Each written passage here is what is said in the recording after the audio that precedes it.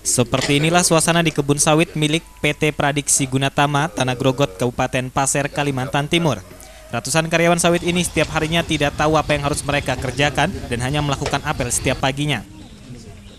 Pasalnya, dengan mengikuti kebijakan manajemen lama, para pekerja ini dilarang oleh manajemen baru untuk beraktivitas termasuk manajemen sawit. Sementara mengikuti kebijakan manajemen baru, para pekerja ini belum sama sekali diberikan program kerja. Polemik dualisme direksi dan manajemen PT Pradiksi Gunatama perusahaan sawit di Kabupaten Pasir yang membuat para pekerja kebingungan dan khawatir, ditambah lagi kehadiran aparat yang hingga kini terus menjaga perkebunan.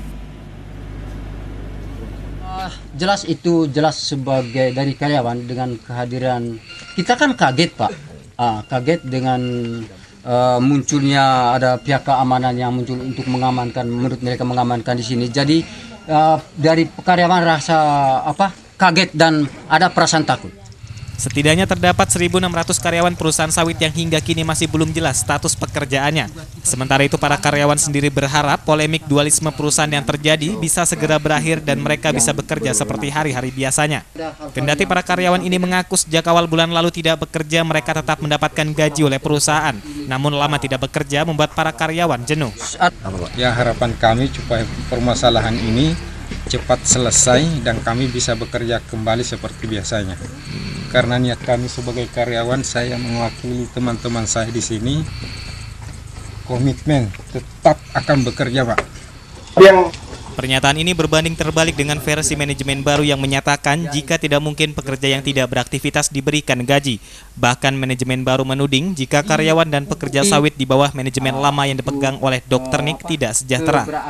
Latar belakang fasilitas seperti kesejahteraan karyawan, tempat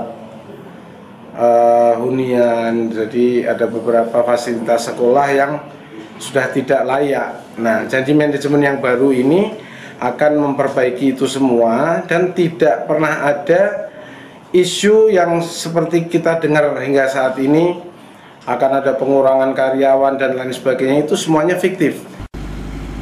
Sebelumnya, sejak terjadinya dualisme di jajaran direksi dan manajemen perusahaan kebun sawit ini, yakni antara Suryotan dan Dr. Nick, suasana di perkebunan semakin bergejolak. Aktivitas perkebunan terhenti dan sebanyak 1.600 karyawan perusahaan tidak bekerja.